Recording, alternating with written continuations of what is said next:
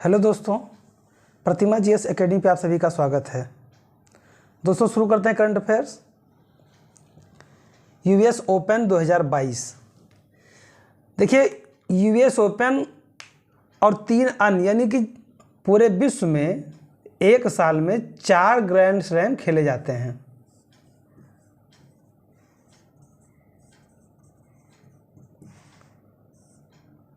होते हैं जिनमें से यूएस सबसे बाद में खेला जाता है। नंबर 1 पे होता है ऑस्ट्रेलिया ओपन,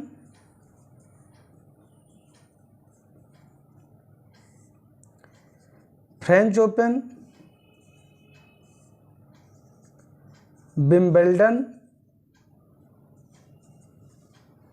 विंबलडन ओपन और फिर होता है यूएस ओपन। यानी ये 4 ग्रैंड स्लैम का आयोजन होता है और 4 में से सबसे बाद में यूएस का होता है। तो अभी हाल ही में यूएस ओपन 2022 का आयोजन किया गया और इस आयोजन में यह आयोजन 142वां संस्करण था।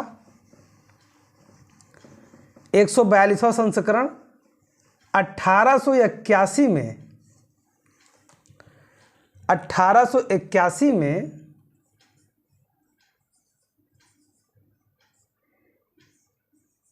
यूएस ओपन का सिंगल यानी एकल और संयुक्त के रूप में शुरू किया गया था।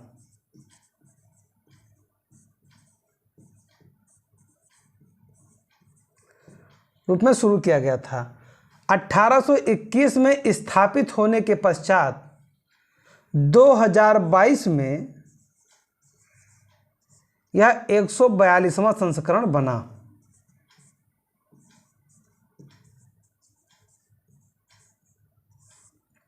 तो 142वां संस्करण का आयोजन 2022 में किया गया। किसने क्या जीता? इस बार के जो यूएस ओपन ग्रैंड स्लैम है, इसमें जिसने भी जीता है सबने इतिहास एक अलग बनाया है। जैसे यूएस ओपन टेनिस 2022 142वां संस्करण और साल का अंतिम टेनिस ग्रैंड स्लैम इवेंट है ऑस्ट्रेलिया फ्रेंच विंबलडन के बाद में। यानी कि जो इसमें पुरुष एकल का खिताब जीता है जिसने, वह स्पेन के खिलाड़ी कार्लोस अल्कराज। पुरुष एकल का खिताब जिसने जीता है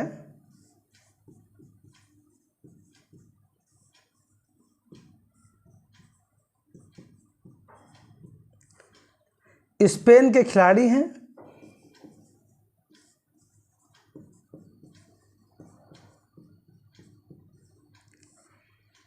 नाम है उनका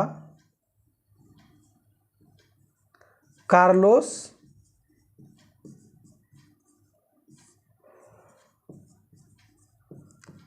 अल्कराज। स्पेन के खिलाड़ी हैं, कार्लोस अल्कराज नाम है और इनके लाइफ का यह पहला खिताब है। पहला खिताब इन्होंने जीता है। इनकी उम्र अभी 19 वर्ष है और $2.6 मिलियन डॉलर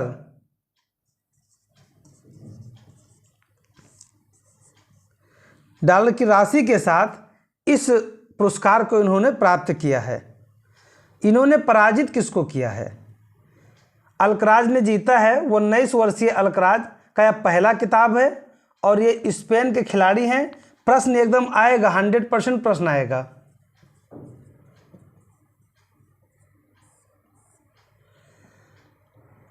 कार्लोस अल्कराज ने फाइनल में नॉर्वे के कैस्पर रूड को किसको हराया है? नॉर्वे के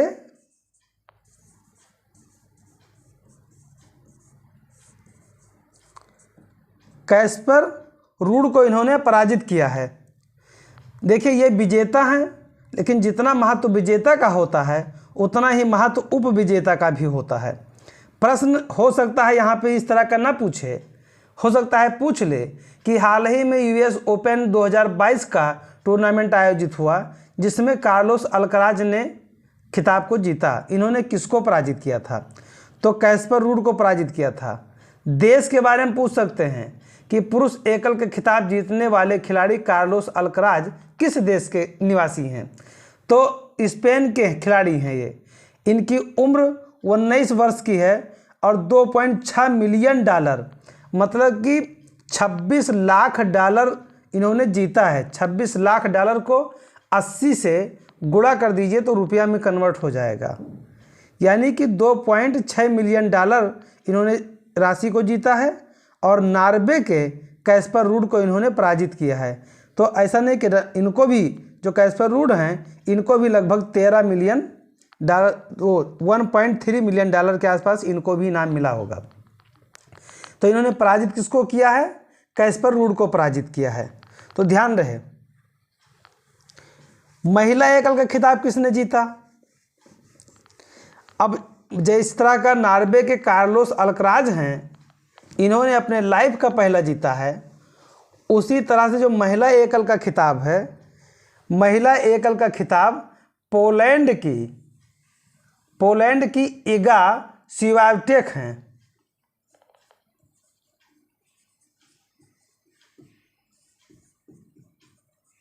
महिला एकल का खिताब जीती हैं पोलैंड की खिलाड़ी हैं इगा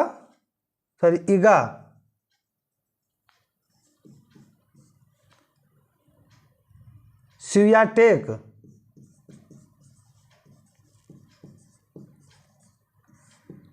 इगा स्वियाटेक जो हैं ये पोलैंड की खिलाड़ी हैं और ये पहली ऐसी महिला ही नहीं है, ये पोलैंड की भी पहली महिला हैं जिन्होंने यूएस ओपन को जीता हो। अभी तक पोलैंड के किसी भी महिला खिलाड़ी ने यूएस ओपन का खिताब नहीं जीता था, यानी कि इगा स्वियाटेक जो हैं ये पहली महिला बन चुकी हैं, पोलैंड की पहली महिला खिलाड़ी।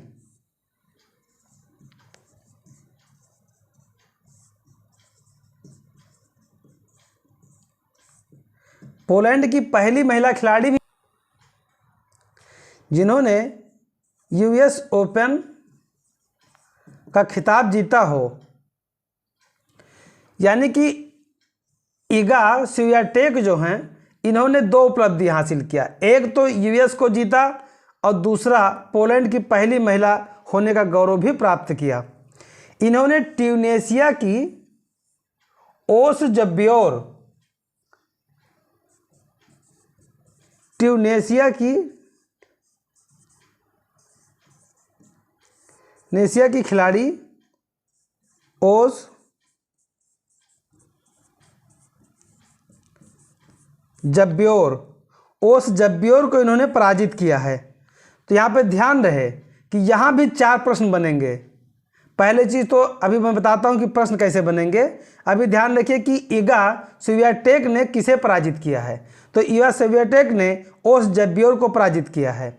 अब ओस जब्योर हैं ट्यूनीशिया की खिलाड़ी और इगा स्वियाटेक हैं पोलैंड की खिलाड़ी। इन्होंने पोलैंड की पहला महिला होने का खिताब जीता है, साथ ही साथ यूएस ओपन को भी जीता है और ट्यूनीशिया की ओस जब्योर को पराजित किया है। ओस जब्योर को पराजित कर पोलैंड की पहली महिला भी बनी है जिन्होंने यूएस ओपन का खिताब जीता है। और यूएस ओपन चारों ग्रैंड स्लैम में अंतिम में होता है, यानी कि जो जैसा कि मैंने पहले बताया, ऑस्ट्रेलिया, फ्रेंच और विंबलडन के बाद में यूएस ओपन का खिताब होता है, टूर्नामेंट होता है और उसे चारों खिताब जो है, चारों ओपन जब हो जाते हैं और एग्ज़ाम के बाद में किसी ना किसी ओपन से ज़रूर प्रश्न पूछा जाता है, क्योंकि यह विश्व के 4 ऐसे जो है ग्रैंड स्लैम होते हैं जिस पर ध्यान हर आयोग का होता है। अब यहाँ से प्रश्न कैसे आएंगे? यहाँ से प्रश्न आएंगे कि हाल ही में यूएस ओपन 2022 का आयोजन किया गया, जिनमें से किस खिलाड़ी ने इस खिताब को जीता है एकल के रूप में? तो कार्लोस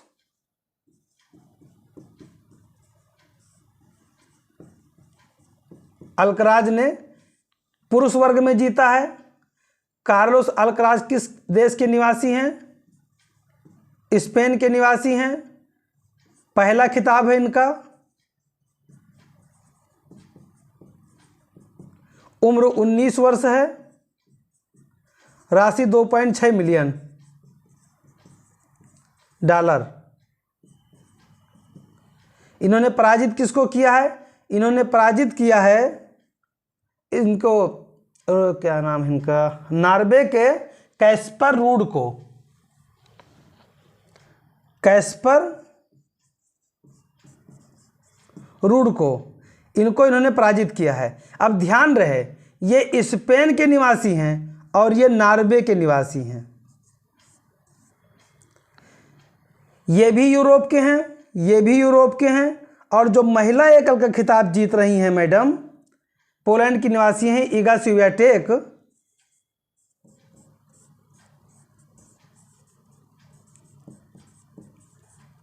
ये पोलैंड की निवासी हैं,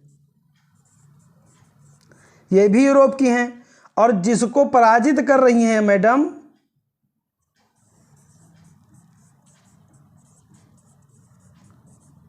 ओस जब्योर को, ये ट्यूनीशिया की हैं। ये अफ्रीका कॉन्टिनेंट की हैं। ये कहाँ की हैं? अफ्रीका महाद्वीप की। तो 3 खिलाड़ी तो आपके यूरोप के दिख रहे हैं, एक आपको अफ्रीका महाद्वीप के दिख रहे हैं, यानी भूमध्य सागर से लगा हुआ देश है। तो यहाँ पे जब प्रश्न आएगा तो कार्लोस अल्कराज किस देश के निवासी हैं? स्पेन के। कौन सा खिताब इनका था? पहला था। यूएस ओपन को जीता 2.6 मिलियन डॉलर के साथ में। उम्र उनकी 19 वर्ष है। फिलहाल उम्र नहीं पूछेगा, लेकिन जो कि अभी नए खिलाड़ी हैं, पहली बार कदम रखे हैं और पहली बार इन्होंने विजय हासिल किया है, ये बड़ी बात है। कैस्पर रूड नॉर्वे के खिलाड़ी हैं। और महिला एकल का खिताब इगा स्वियाटेक ने जीता है, जो पोलैंड के खिलाड़ी हैं। इन्होंने ओस जब्योर को पराजित किया, जो ट्यूनीशिया के हैं। अब यहाँ पे अगला प्रश्न यह आएगा कि यूएस ओपन 2022 ये कौन सा संस्करण है? तो ध्यान रहे, ये 142वां संस्करण है।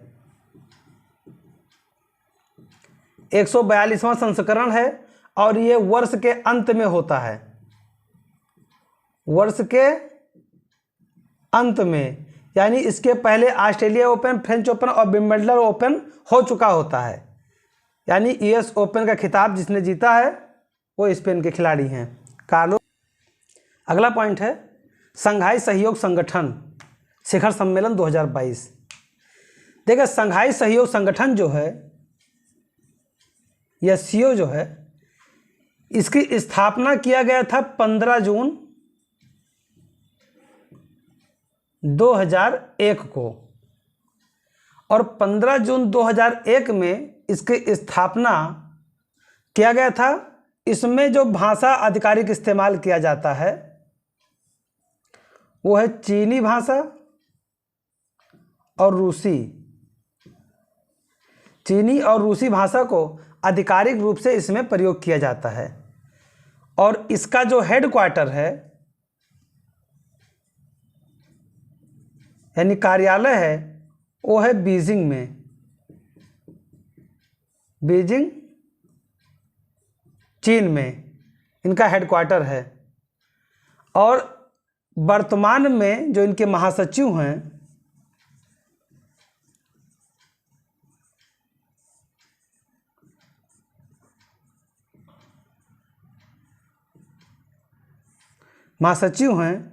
झांगमिन हैं। झांगमिन। और जब एससीओ बना था, झांगमिंग वर्तमान में महासचिव झांगमिंग हैं। और जिस समय एससीओ बना था उस समय महासचिव कौन थे? Vladimir narrow. व्लादिमीर नैरो जब एससीओ बना था, संघाई सहयोग संगठन बना था, उस समय ये महासचिव थे। वर्तमान में इनके जो सदस्य देश हैं वो बैठक के बाद अभी जो 2022 का बैठक हुआ है उसमें ईरान को सदस्यता दे दिया गया है। अब 9 सदस्य पूर्ण हो गए हैं, जिसमें भारत, चीन, रूस, पाकिस्तान, उज्बेकिस्तान,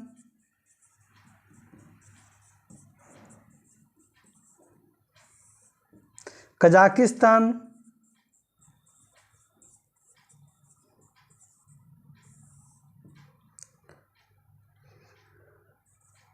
तजाकिस्तान। देखिए तजाकिस्तान का नाम ताजिकिस्तान भी मिलता है, तो याद रखिए तजाकिस्तान ही ताजिकिस्तान है, बाकी दूसरा कोई ऐसा देश नहीं है। और एक है किर्गिस्तान और 9वां है ईरान। ईरान को 2022 के बैठक में कंप्लीट सदस्यता दे दिया गया है। अब एससीओ के 9 सदस्य देश हो गए हैं: भारत, चाइना, रूस, Pakistan, Uzbekistan, Kazakhstan, Tajikistan, Kyrgyzstan और ईरान। यानी चार एक पाकिस्तान को लेकर के 5 तान, भारत, चीन, रूस और ईरान, यानी ये 9 हो गए। अब 3 पर्यवेक्षक देश हैं इनके।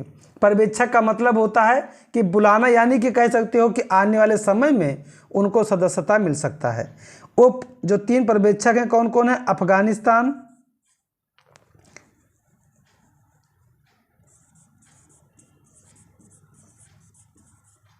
पर्यवेक्षक में लिखिएगा अफगानिस्तान,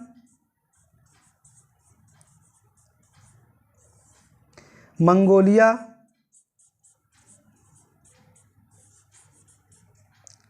और बेलारूस। यानी ये 3 पर्यवेक्षक देश हैं। बाकी कम से कम 14 से 15 अन्य देशों को भी इसमें आमंत्रित किया जाता है अतिथि के रूप में। यानी इतने लोग जो है संवैधानिक रूप से इसमें शामिल होते हैं। यानी 15 जून 2001 को एससीओ का गठन किया गया। इसमें चीनी और रूसी को आधिकारिक भाषा के रूप में प्रयोग किया जाता है। इसका जो कार्यालय हेडक्वार्टर है बीजिंग में है, चाइना में। वर्तमान महासचिव हुए झांगमिंग, और जब समय एससीओ बना था उस समय पहले महासचिव व्लादिमीर नैरो हैं। भारत, चाइना, रूस, Pakistan, Uzbekistan, Kazakhstan, Tajikistan, Kyrgyzstan, Iran पर्यवेक्षक देश में, अफगानिस्तान, मंगोलिया, बेलारूस इसमें शामिल होते हैं। अब आते हैं कि 2022 में आयोजन हुआ कहाँ। 2022 में आयोजन किया गया है समरकंद में। हमारे नरेंद्र मोदी जी वहाँ पे द्विपक्षीय वार्ता भी किए। समरकंद उज्बेकिस्तान में है।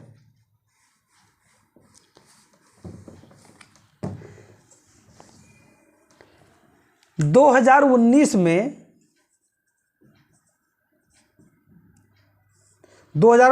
में इसका आयोजन किया गया था बिश्केक में।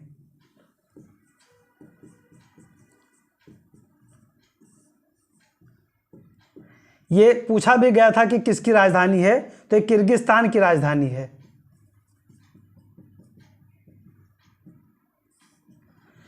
यानी 2019 में सभी नेता जो एससीओ के हैं वो एक साथ एक मंच पे आए थे।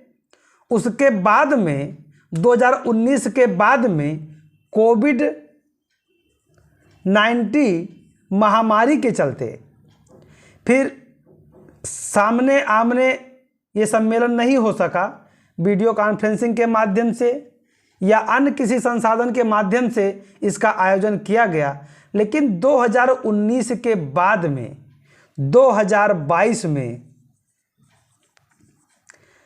समरकंद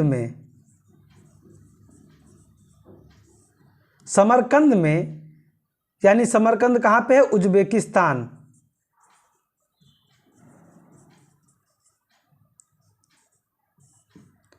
स्थान में व्यक्तिगत रूप से सभी नेता वहां शामिल हैं। सम्मेलन हो रहा है।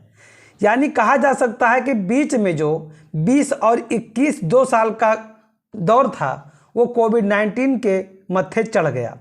2020 में इसका आयोजन रूस में किया गया था और 2021 में इसका आयोजन किया गया था दुशांबे तजाकिस्तान में, लेकिन दोनों में वहाँ पे कोई भी नेता मौजूद नहीं था आमने सामने, यानी कि वीडियो कॉन्फ्रेंसिंग के माध्यम से या अन्य किसी संसाधन के माध्यम से इसका सम्मेलन किया गया था। तो 2022 का जो सम्मेलन हुआ इसका आयोजन 15 से 16 सितंबर 2022 को 22वां संस्करण इसका आयोजन किया गया उज्बेकिस्तान के समरकंद में। यानी उज्बेकिस्तान के समरकंद में किया गया। भारत का प्रतिनिधित्व भारतीय प्रधानमंत्री नरेंद्र मोदी और उनकी टीम ने किया। यानी बिश्केक किर्गिस्तान में 2019 के बाद यह पहला ऐसा मौका होगा कि जब सभी वहां पे नेता व्यक्तिगत रूप से आमने सामने होंगे।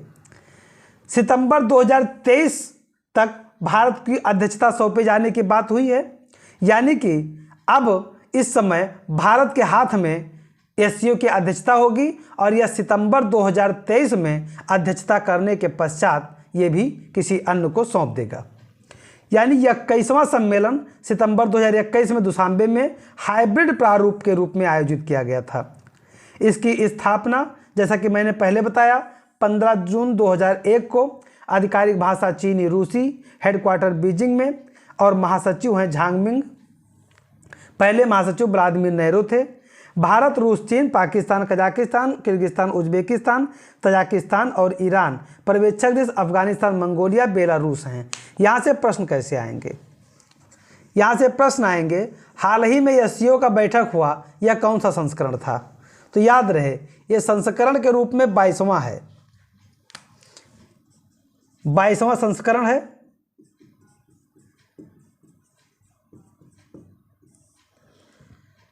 इसका आयोजन किया गया है समरकंद में। समरकंद कहां पे है? उज्बेकिस्तान।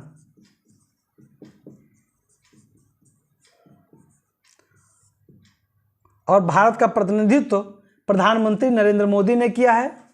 भारत का प्रतिनिधित्व प्रधानमंत्री नरेंद्र मोदी ने किया है।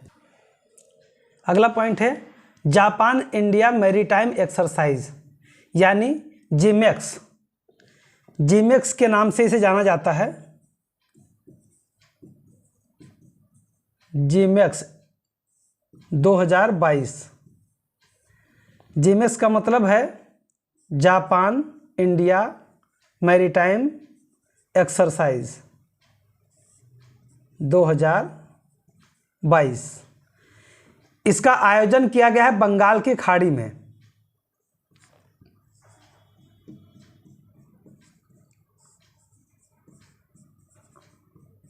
बंगाल की खाड़ी में, यानी कि बंगाल की खाड़ी में आयोजन किया गया है तो जाहिर सी बात है ये नौसैनिक अभ्यास है।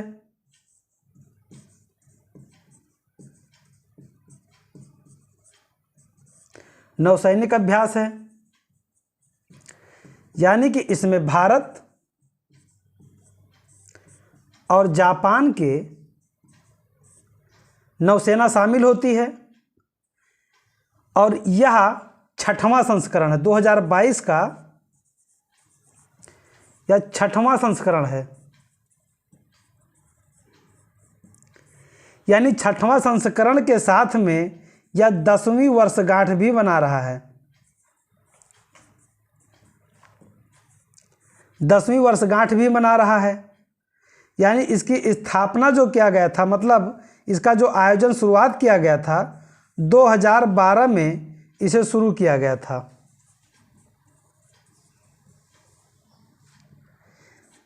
तो बीच में कोविड-19 का प्रकोप और ऐसे कुछ अन्य कारण की वजह से इसका कंटिन्यू नहीं हो सका, लेकिन 2021 में अक्टूबर 2021 में 5वां संस्करण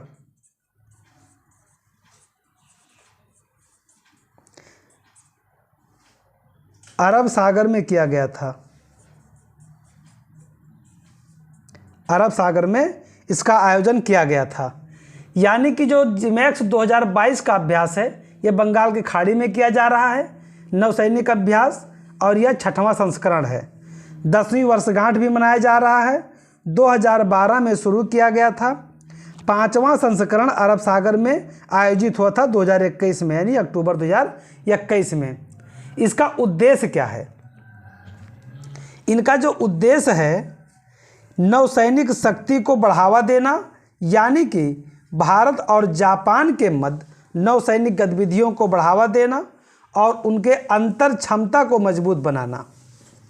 साथ ही साथ देखिए, किसी भी सैन्य अभ्यास के कई कारण होते हैं, कई उद्देश्य होते हैं। एक तरफ सामरिक उद्देश्य तो होता ही है, क्योंकि सैन्य अभ्यास है तो सामरिक उद्देश्य होगा ही। साथ ही राजनीतिक रणनीतिक उद्देश्य भी होता है, यानी कूटनीतिक संबंध,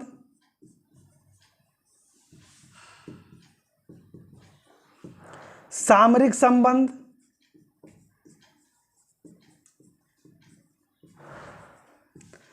राजनैतिक संबंध,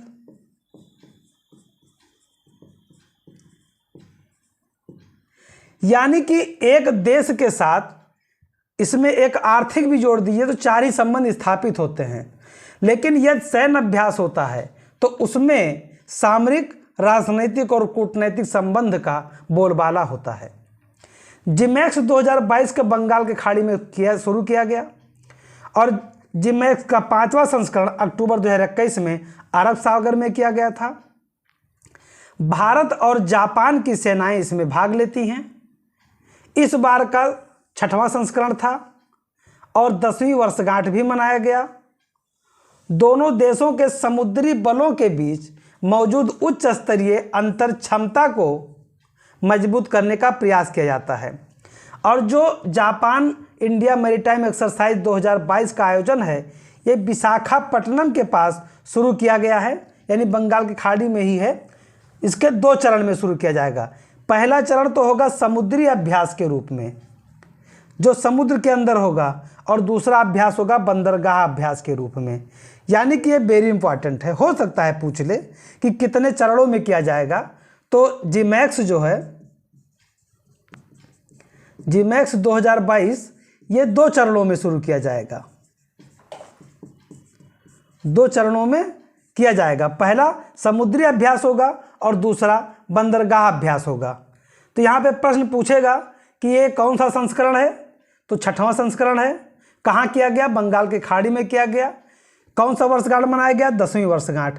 संस्करण 6वां, 10वीं वर्षगांठ।